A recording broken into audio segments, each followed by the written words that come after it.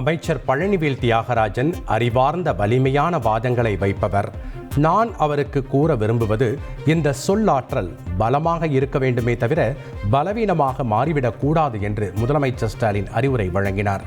Chennai சேப்பாக்கத்தில் Tamilavel PT. Rajan குறித்த வாழ்வே வரலாறு என்ற நூல் வெளியீட்டு விழா நடைபெற்றது.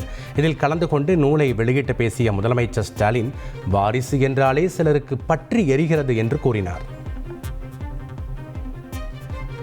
இந்த சொல்லாற்றல் அவருக்கு பலமானதாக இருக்குமே தவிர அவரோட பலவீனமாக ஆகிவிடக்கூடாது. இது நான் ஏன் சொல்றேன்னா அது அவருக்கே தெரியும். நம்முடைய எதிரிகள் வெறும் வாயை மெல்லக்கூடிய வினோத ஆற்றல் பெற்றவங்க. அவங்களோட அவர்களுக்கு உங்களுடைய சொல்லால் அது அவலாக ஆகிவிடக்கூடாது என்பதை கழகத் தலைவராக மட்டுமல்ல, உங்க மேல் இருக்கக்கூடிய அக்கறை கொண்டவராகவும் அறிவுரை வழங்கி கடமைப்பட்டிருக்கிறேன். என் சொல்லை தட்டாத பிடிஆர் என்னுடைய அறிவுரையின் அர்த்தத்தை ஆழத்தை நிச்சயம் புரிந்து கொள்வார் என நம்புகிறேன்.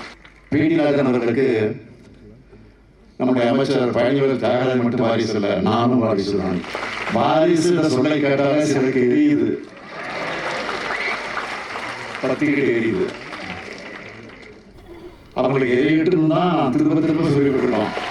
மாற்றுத்திறனாளிகளின் உதவித்தொகை உயர்வு உட்பட பல்வேறு கோரிக்கைகளை முதல்வரின் கவனத்திற்கு கொண்டு சென்று விரைவில் முடிவு எடுக்கப்படும் என அமைச்சர் கீதா ஜீவன் தகவல் தெரிவித்துள்ளார். சென்னை கோட்டையை நோக்கி பேரணி செல்ல முயன்றதால் தடுத்து தனியார் மண்டபங்களில் தங்க வைக்கப்பட்டிருந்த மாற்றுத்திறனாளிகளை சந்தித்து பேச்சுவார்த்தை நடத்திய அமைச்சர் கீதா ஜீவன் இதனை தெரிவித்துள்ளார்.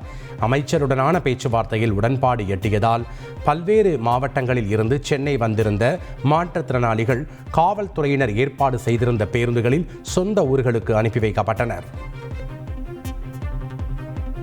உதவித்தொகை உயர்த்ததை பற்றி சொல்லியிருக்கிறாங்க. அது நாங்கள் யாரும் மறுக்கலை, இல்லைன்னு சொல்லலை. நிச்சயமாக தளபதியார் முதலமைச்சர் கவனத்துக்கு கொண்டு சென்று நாங்கள் அரசு பரிசீலிக்கோன்னு சொல்லியிருக்கோம். வேலை இருக்குன்னு சொல்லிட்டு இவங்களை அழைச்சிட்டு போகிறது, அதில் போகிறது வர்றதெல்லாம் ரொம்ப சிரமப்படுறாங்க மாற்றுத்திறனாளி. அதனால் அந்தந்த ஊரில் எங்களுக்கு அந்த 100 நாள் வேலை கொடுக்கணும்.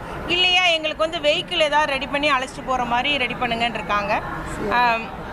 அதே மாதிரி 3 மாதத்துக்கு ஒருக்கா சிஆர்ஏ கூட்டம் போடணும். ஹெல்த் டிபார்ட்மெண்ட்டு, டிரான்ஸ்போர்ட் டிபார்ட்மெண்ட்டு, வருவாய்த்துறை உள்ளிட்டவங்களோட அந்த கூட்டம் போடும்போது நமக்கு இந்த பிரச்சனைகள்லாம் வளர விடாமல் அப்பப்போ நம்ம முடிவு செய்ய முடியும். அது ஒன்று நீங்கள் ரெடி பண்ணுங்க அந்த கூட்டத்தைன்னு சொல்லியிருக்காங்க.